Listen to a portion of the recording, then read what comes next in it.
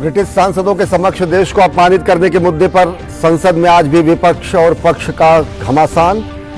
हंगामे के कारण दोनों सदनों की कार्यवाही दिन भर के लिए स्थगित। विपक्ष हिंडनबर्ग रिपोर्ट समेत छापों को बना रहा है मुद्दा। राहुल गांधी के देश विरोधी बयानों पर माफी की मांग पर अड़ी भाजपा सांसदों ने संसद भवन परिसर में राहुल गांधी के बयान को लेकर किया धरना प्रदर्शन। संसदीय कार्य मंत्री प्रहलाद जोशी ने कहा, राहुल गांधी और उनके करीबी राज करने को मानते हैं जन्मसिद्ध अधिकार।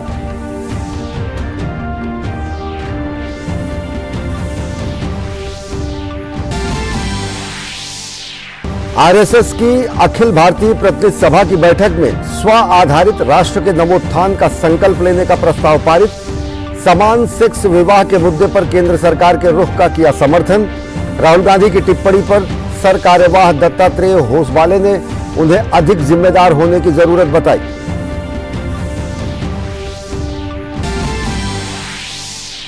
टेरर फंडिंग और अन्य आतंकी गतिविधियों से जुड़े मामले में एनआईए की बड़ी कार्रवाई। जम्मू कश्मीर के पुलवामा, कुलगाम, शोपियान, श्रीनगर सहित कई शहरों में संदिग्धों के घर दबिश।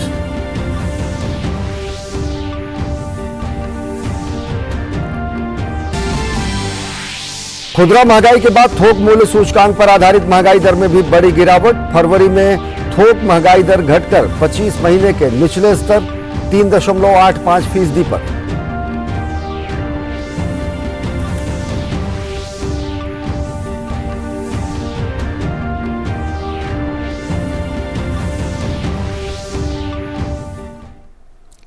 नमस्कार, मैं हूं अश्विनी कुमार मिश्र। देखते हैं खबरों को विस्तार से। संसद में बजट सत्र के दूसरे चरण के दूसरे दिन आज भी ब्रिटिश सांसदों के समक्ष देश को अपमानित करने और कैम्ब्रिज में देश विरोधी बयान देने के मामले पर सत्ता और पक्ष और विपक्ष के बीच घमासान देखने को मिला। हंगामे के कारण लोकसभा और राज्यसभा की कार्यवाही पहले 2 बजे तक और फिर पूरे दिन के लिए स्थगित करनी पड़ी।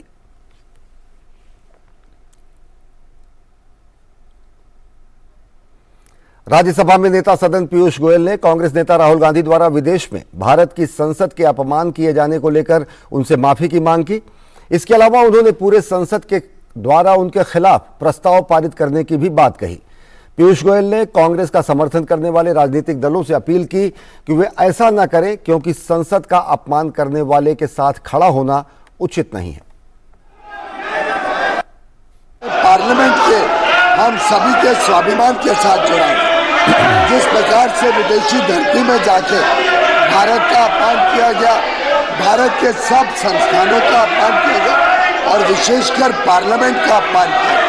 सर, पार्लियामेंट यानी लोकसभा और राज्यसभा दोनों संयुक्त सदन मिलके पार्लियामेंट है और पार्लियामेंट के हिस्से में देश की पार्लियामेंट का हिस्सा देश की महामहिम राष्ट्रपति जी भी रहते हैं। और मैं समझता हूँ कि ये शायद पहली बार हुआ हो कि पार्लियामेंट को मिलके पूरे पार्लियामेंट और उसमें दोनों सदन भी हैं, माननीय महामहिम राष्ट्रपति जी भी हैं, उन सबके ऊपर जिस प्रकार के आरोप लगाए, जिस प्रकार के निराधार शब्द इस्तेमाल किए गए, बहुत अपमानजनक शब्द इस्तेमाल किए गए, आपने भी माननीय अध्यक्ष जी इस बात की निंदा की। संसद की कार्यवाही शुरू होने से पहले संसदीय कार्य मंत्री प्रहलाद जोशी ने कहा कि राहुल गांधी और उनके समर्थक समझते हैं कि वे राज करने के लिए ही पैदा हुए हैं, जो कि तानाशाह होने की पहचान है। उन्होंने कहा कि राहुल गांधी को लंदन में देश के खिलाफ दिए गए अपने बयानों पर माफी मांगनी चाहिए। Mister Rahul Gandhi and their पूरा drama company, they feel that they are born here in India to rule. And this itself shows who is dictator. And they are talking about dictatorship. We are telling for 2 things. You have said that my mic will be switched off, which is a wrong thing, and it is a throwing aspersion on speaker. Second thing, and he has invited the US and other countries to intervene in India's matter.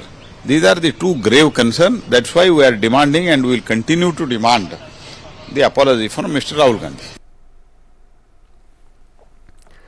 Rajya Sabha में भारत को मिले 2 Oscar award पर समूचे सदन ने देश को मिली सफलता पर बधाई दी। सभापति ने कहा कि यह देश के लिए गौरव का पल है और पूरा राष्ट्र आनंदित है। राज्यसभा में सदन की शुरुआत होते ही भारत को मिले 2 ऑस्कर अवार्ड पर समूचे सदन ने बधाई दी और कहा कि यह भारत के लिए गर्व का क्षण है। सभापति ने कहा कि द एलिफेंट व्हिस्पर्स के साथ जुड़ी हुई दोनों महिलाएं जानी मानी कलाकार हैं।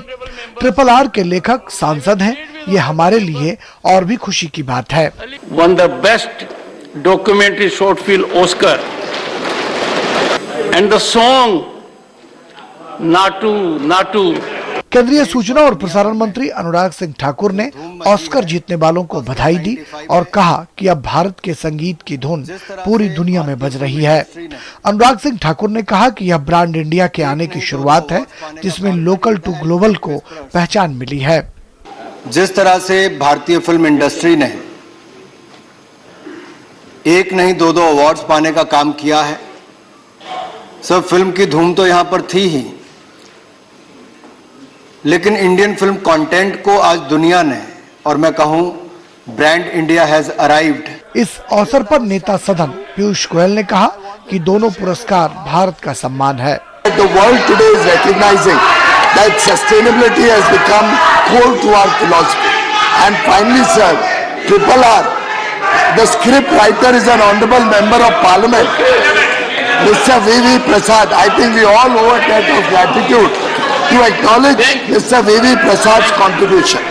नेता प्रतिपक्ष मल्लिकार्जुन खड़गे ने भी विजेताओं को बधाई दी और कहा कि दोनों पुरस्कार भारत की पहचान और उसके सिनेमा जगत की ओर दुनिया की तरफ से बेहतरीन झुकाव है। Awardees and particularly first time such an award is given to this Natu and also to the elephants, the districts. Oscar में मिले दोनों पुरस्कारों पर सदन में मौजूद तमाम दलों के सांसदों ने विजेताओं को बधाई दी और कई तरह के सुझाव भी दिए। विक्रमजीत सिंह, ऋषि कुमार और विकास सारथी के साथ राजेश राज, डीडी न्यूज, दिल्ली। नक्सल प्रभावित जिलों में हिंसा की घटनाओं के मामले में लोकसभा में एक लिखित सवाल के जवाब में केंद्रीय गृह राज्य मंत्री ने लोकसभा में बताया कि LWE संबंधी हिंसा की घटनाओं में वर्ष 2010 के स्तर की तुलना में वर्ष 2022 में 77% की कमी आई है। सुरक्षा बलों और आम नागरिकों की परिणामी मौतों के मामलों में भी 90% की कमी आई है, जो वर्ष 2010 में अब तक के सर्वाधिक स्तर 1005 से कम होकर वर्ष 2022 में 98 हो गई है। हिंसा के भौगोलिक विस्तार में भी पर्याप्त कमी हुई है और वर्ष 2022 में केवल 45 जिलों के 176 पुलिस स्टेशनों में ही LWE हिंसा की रिपोर्ट हुई है, जबकि वर्ष 2010 में ये अब तक के सर्वाधिक 96 जिलों में 465 पुलिस स्टेशनों से हिंसा की रिपोर्ट आई थी। भौगोलिक विस्तार में हुई कमी को सुरक्षा संबंधी व्यय स्कीम के अंतर्गत कवर जिलों की संख्या में आई गिरावट के रूप में भी देखा जा सकता है। SRE जिलों की संख्या अप्रैल 2018 में 126 से घटकर 90 हो गई थी और उसके बाद पुनः घटकर जुलाई 2021 में 70 हो गई।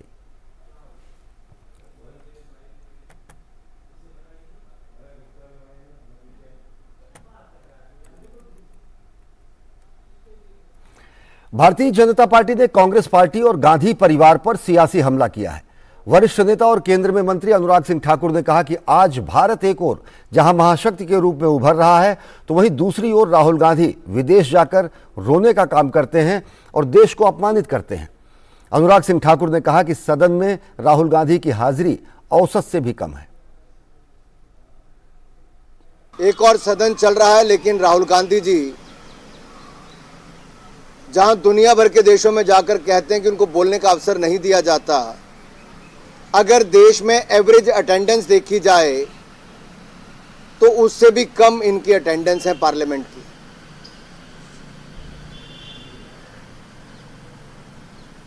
ये बात करते हैं पैगासस की, ये बात करते हैं बगिंग की।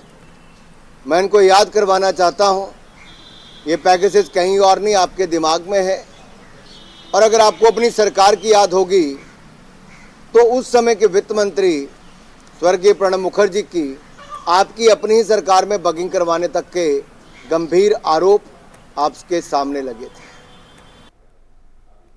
अनुराग सिंह ठाकुर ने कहा कि FATF की रिपोर्ट कांग्रेस के भ्रष्टाचार का एक और मॉडल है। राहुल गांधी आए और देश से माफी मांगे। FATF की रिपोर्ट कांग्रेस का भ्रष्टाचार का मॉडल दुनिया भर में है, आज एक केस स्टडी के रूप में नहीं आ गया। एक के बाद दूसरा घोटाला हुआ, लेकिन अब इनके घोटाले के मॉडल भी केस स्टडी। टेरर फंडिंग वाली संस्थाएं जो इन्वेस्टिगेशन करती है, अपना रिसर्च करती है, वो भी कांग्रेस और गांधी परिवार के भ्रष्टाचार के मॉडल पर केस स्टडी कर रही है। अरे आपके भ्रष्टाचार की चर्चा दुनिया भर में है और आप दुनिया भर के देशों में जाकर भारत को बदनाम करने का काम करते हो। वापस आइए और देश से माफी मांगिए।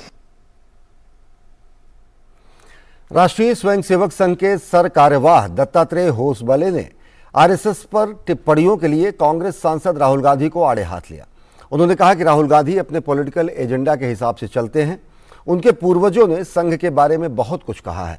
राहुल गांधी को राजनेता होने के नाते ज्यादा जिम्मेदार होने की जरूरत है। वो अपने पॉलिटिकल एजेंडा से चलते हैं। हमारा और उनका कंपटीशन पॉलिटिकल फील्ड की हमारा नहीं है। वो संघ के बारे में कहते तो मैं इतना ही कहूंगा, कांग्रेस के उनके पूर्वजों ने भी संघ के ऊपर बहुत सारे ऐसे किया। देश के लोग भी, दुनिया के लोग भी संघ को अपने अनुभव से देख रहे, सीख रहे हैं। रियलिटी क्या है सबको मालूम है, शायद वो भी जानते होंगे। लेकिन मैं इतना ही कहना चाहता हूं, एक प्रमुख राजनीतिक पक्ष के प्रमुख नेता के नाते he should express more responsibly. राष्ट्रीय स्वयंसेवक संघ ने समलैंगिक शादी के मुद्दे पर केंद्र सरकार के नजरिए से सहमति जताई है।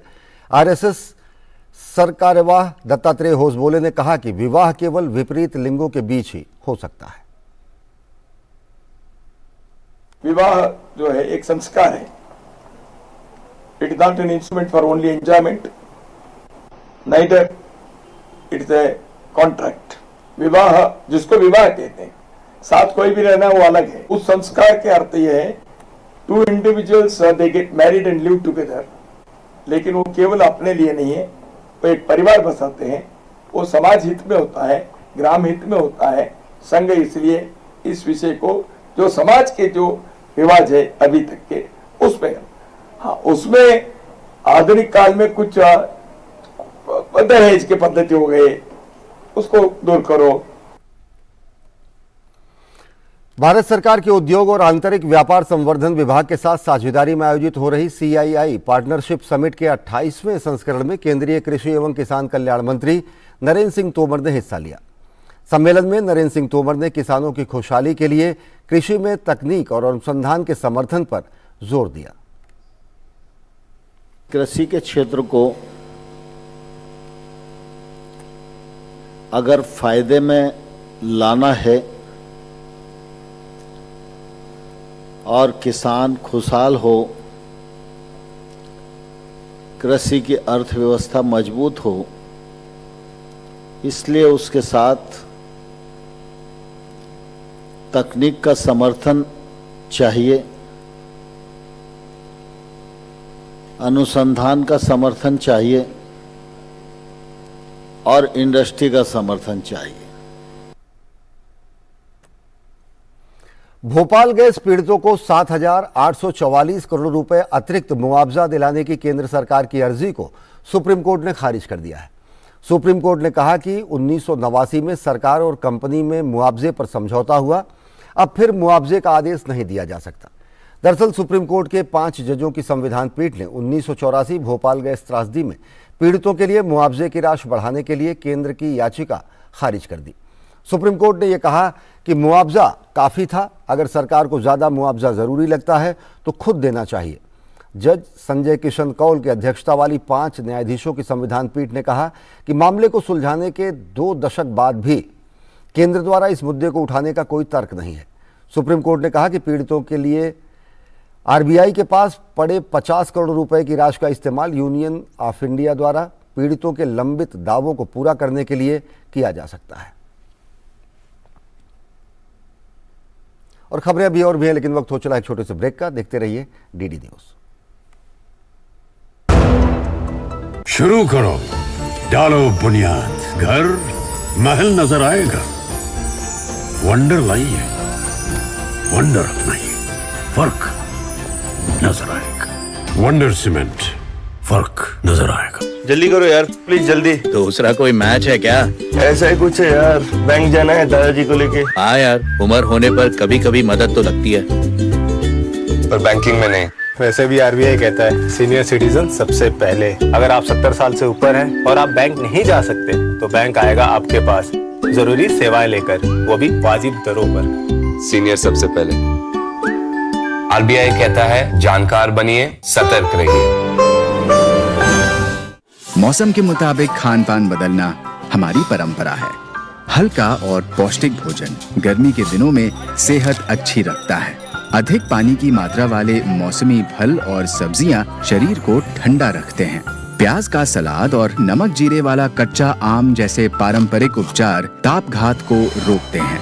ताकत देने वाले प्राकृतिक तरल जैसे ORS, नारियल पानी, नींबू पानी, छाछ, आम पन्ना, मूंग का पानी पिएं। शराब, चाय, कॉफी और सॉफ्ट ड्रिंक टालें। अत्याधिक नमक, मसाले, तला हुआ और उच्च प्रोटीन वाला भोजन टालें। बासी खाना न खाएं। मांसाहारी लोग तले या लाल मांस की जगह भुना हुआ मांस खाएं।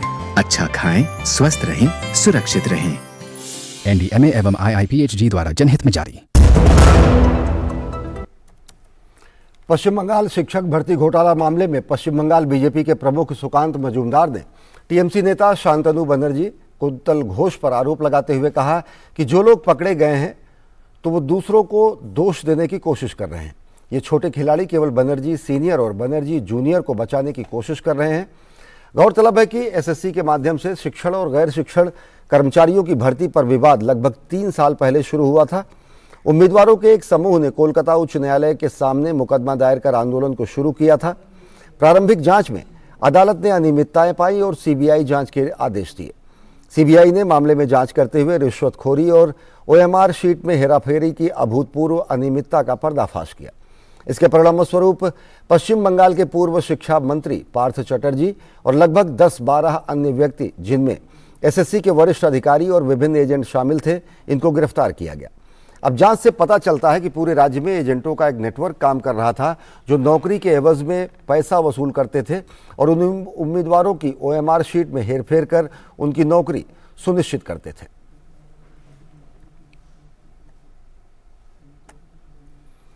जम्मू कश्मीर के अनंतनाग में प्रतिबंधित आतंकवादी संगठनों के प्रमुखों और सदस्यों की आतंकी गतिविधियों से संबंधित मामले में राष्ट्रीय जांच एजेंसी ने कई स्थानों पर छापेमारी की।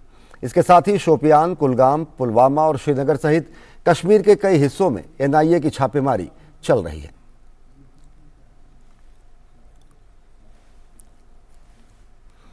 उद्योग संवर्धन और आंतरिक व्यापार विभाग डीपीआईआईटी और भारत की G20 अध्यक्षता के दौरान स्टार्टअप 20 बिजनेस 20 समूह की बैठकें आयोजित कर रहा है।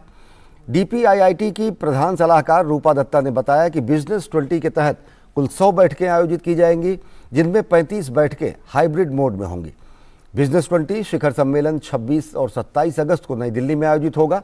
उन्होंने बताया कि भारत की G20 अध्यक्षता के तहत पहली बार स्टार्टअप 20 कार्य समूह को शामिल किया गया है, जिसकी कुल 60 बैठकें आयोजित की जाएंगी। Some of the key areas would be to bridge the digital divide, development of an inclusive ecosystem for innovation R&D, encouraging financial innovation and technology, promote higher private sector participation to build regional value chains and industrialization of Africa, and creation of guidelines and solutions to minimize the environmental impact of cross-border commerce and promoting circularity in a globalized world. Total number of meetings being planned for B20 India is 100, of which we have hybrid meetings 35, in-person meetings 65. National board of examination in medical sciences ने NEET PG 2023 का result जारी कर दिया है। वे सभी उम्मीदवार जो NEET PG 2023 परीक्षा में शामिल हुए थे, वे आधिकारिक वेबसाइट netboard.edu.in पर अपना एग्जाम रिजल्ट देख सकते हैं।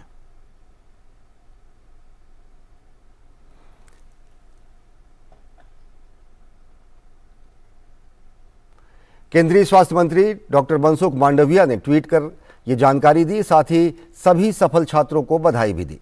नीट पीजी परीक्षा के सफल आयोजन करने और रिकॉर्ड 9 दिनों में ही परीक्षा परिणाम घोषित किए जाने पर केंद्रीय मंत्री ने NBEMS की भी सराहना की।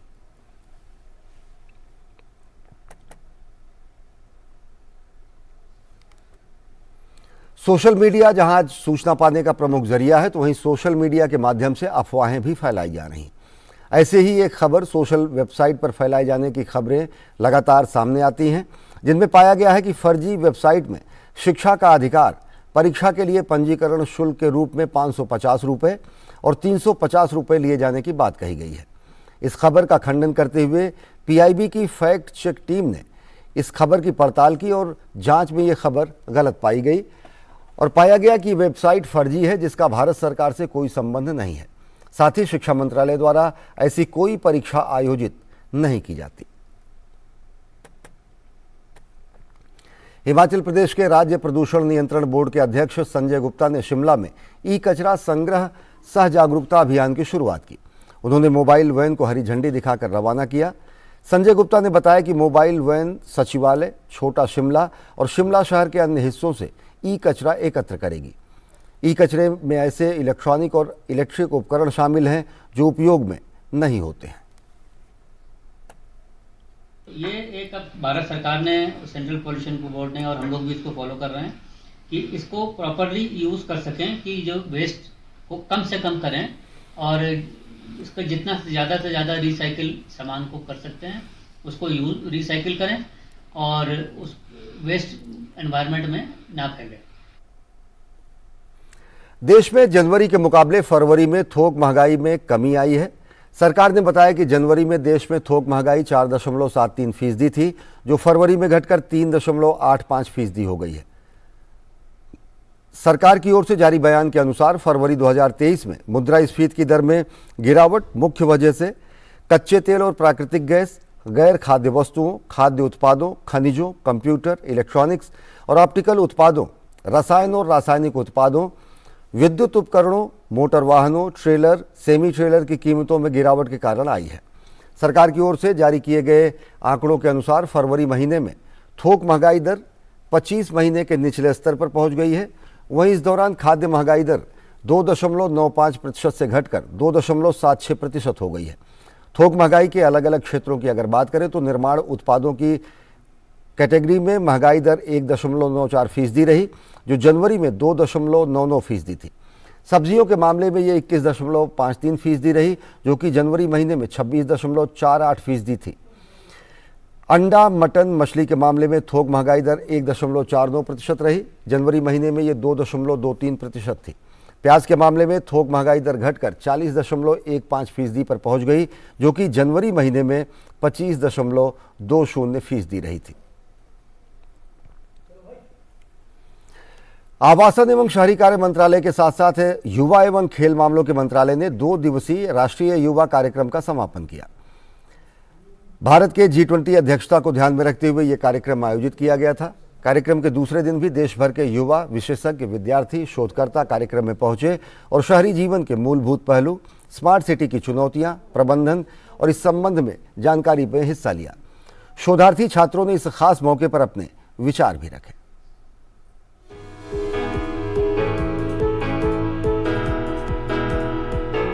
आवासन एवं शहरी कार्य मंत्रालय और खेल मंत्रालय की तरफ से आयोजित 2 दिवसीय राष्ट्रीय युवा महोत्सव में देश भर के युवाओं ने शिरकत की। देश के प्रतिष्ठित संस्थान से आए प्रोफेसर, विशेषज्ञ और शोधार्थियों ने शहरों के लिए योजना निर्माण समेत कई महत्वपूर्ण पहलुओं पर खुलकर चर्चा की।